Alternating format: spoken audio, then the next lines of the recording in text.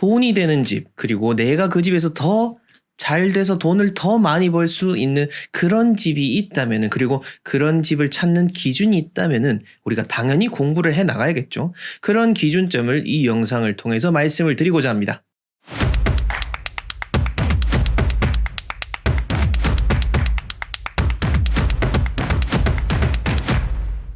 네, 풍수로 세상을 바라보는 남자, 풍수 큐레이터 멋지동입니다. 저는 멋지동 컴퍼니라는 풍수 부동산 컨설팅 회사의 대표로 있으며 현재 건국대학교 일반대학원에서 부동산학 건설 개발로 석사 과정을 밟아 나가고 있습니다. 그런 의미에서 지금 여러분들이 듣는 내용들은 다른 컨텐츠들과는 질이 다르다라는 것을 알아주시면 좋을 것 같습니다. 오늘 제가 소개해드릴, 그리고 여러분들에게 들려드릴 정말 좋은 정보는요, 바로 아파트를 고를 때 어떠한 기준으로 찾느냐라는 거에 대한 겁니다.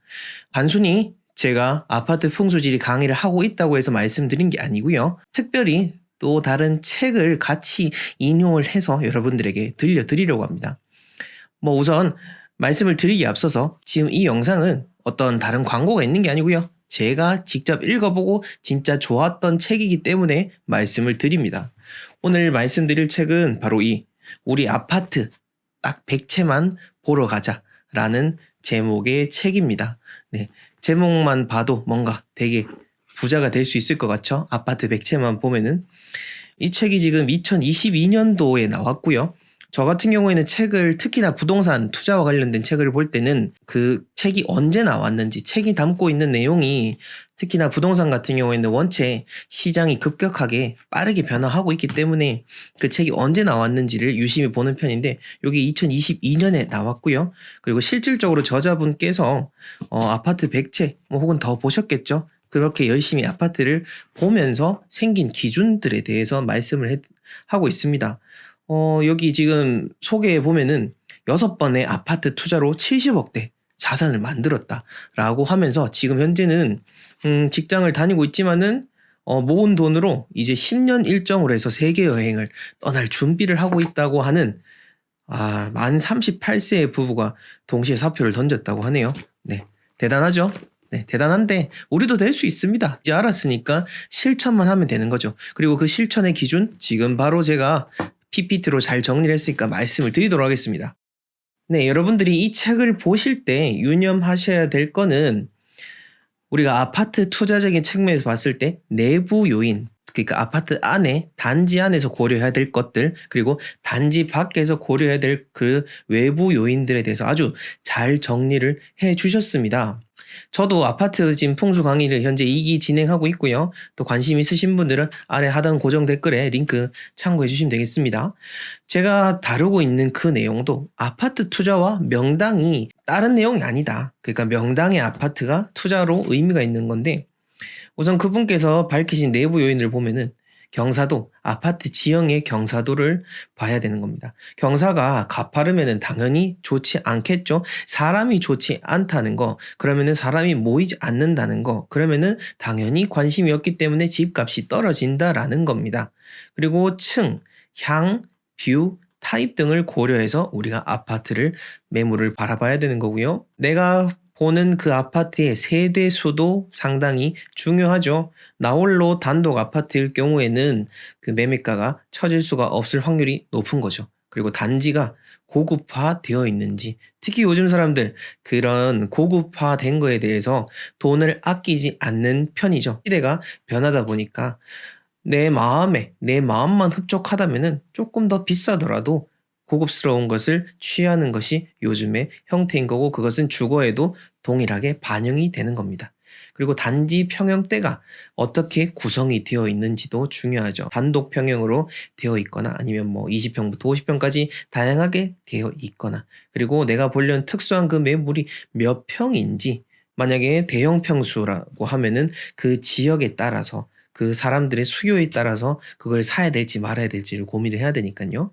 그리고 소규모 아파트 단지들, 몇백 가구 안 되는 그 작은 아파트 단지들이 여러 개 모여 있어서 형성이 되어 있는지, 그리고 작은 단지라면은 대단지 옆에 있는지 여부, 그리고 아파트가 연식이 어떠한지 등을 우리가 고려해야 된다라고 내부 요인으로 밝혀 놓으셨습니다. 그리고 외부 요인을 같이 살펴볼 것 같으면은 근처에 지하철역, 물론 서울을 기준입니다. 지하철역이 얼마나 도보로 떨어져 있느냐라는 거죠. 물론 걸어서 뭐 2, 30분 걸어서 갈 수도 있으면은 역이 있다라고 하겠지만 그거는 역이 붙어 있는 게 아니죠. 걸어서 뭐 10분 정도, 멀어도 15분 정도라고 했을 때 이게 역과 가깝다, 역세권이라고 할 수가 있습니다.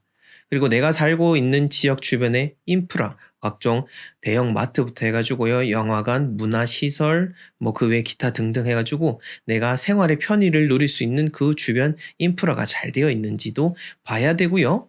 직주 근접이라고 해서 내 직장과 주거가 얼마나 떨어져 있는지, 그리고 내가 어떤 대중교통이든 자차든 이용해서 어느 정도 시간이 걸리는지가 중요한데요. 여기서는 지방에 계신 분들은 그 직주 근접의 의미가 자가용을 위주로 하게 되겠죠. 많은 분들이 자가용으로 출퇴근하시니까요. 그리고 중소기업 밀집 지역과의 거리가 어떠한지, 이건 이제 근처에 직장이 많아야 사람도 많고 그랬을 때 그 매물에 대한 그 거래가 활발하기 때문이죠. 그리고 초등학교의 거리, 초품화라고 하죠. 초등학교를 품고 있는지 아닌지 여부도 상당히 중요합니다. 그 외에 학원 밀집 지역도 당연히 중요하겠죠. 그 다음에 인근 신축 공급 여부, 이것도 상당히 중요합니다. 수요와 공급이 가장 부동산의 기본적인 거죠.